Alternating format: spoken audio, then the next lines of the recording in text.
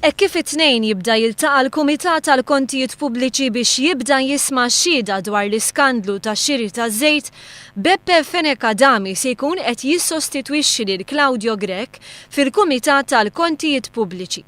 Qed nitkellmu dwar l-istess Beppe Fenech Adami li tant ħadem u għadu jaħdem jitfit ma' Austin Gatt. Il-bniedem fiċ-ċentru tal-kontroversja tal-ikbar skandlu ta' xiri taż-żejt fl-istorja ta' pajjiżna. Dan kollu qed iseħħ għaliex il-Partit Nazzjonalista sejjaħ lil Claudio Grech bħala xut quddiem il-Kumitat tal-Kontijiet Pubbliċi.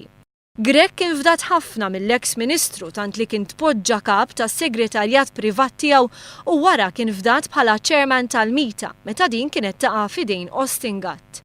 Wieħed ma jistax ma jistaqsix jekk l-għażla ta' Beppe Fenech Adami ix mossa biex il-Partit Nazzjonalista jipprova jkompli jiddefendi lill-Austin Gatt.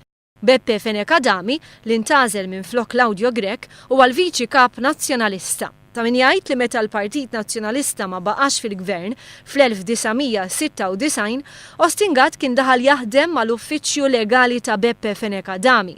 Kemm l-eks Ministru kif ukoll Fenech Adami ħadmu mill-qrib ħafna fl-Elkom, l-Uffiċċju Elettorali tal-Partit Nazzjonalista.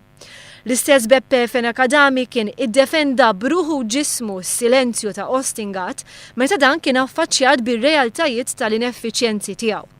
Beppe Fenech Adami kien insista li l-Austin Gatt issa huwa ċittadin privat ma jistax jiġi obbligat biex jagħti spjegazzjoni.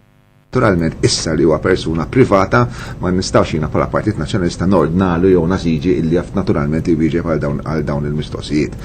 Il-każ skandalus tax-xiri taż-żejt qam waqt il-kampanja elettorali meta l-Gazzetta Malta Today ippubblikat irċevuti ta' kummissjonijiet li tħallsu fuq ix-xiri taż-żejt biex titħaddem il-Power Station ta' l-Enemalta.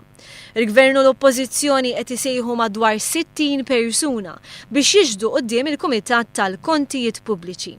Fost dawk li se jkunu qed jagħtu x-xhieda tagħhom hemm l-eks Prim Ministru Lorenz Gondi, il-Kap tal-Oppożizzjoni Simon Busuttil u l-eks Ministri Austin Gatt u Tonio Fenech.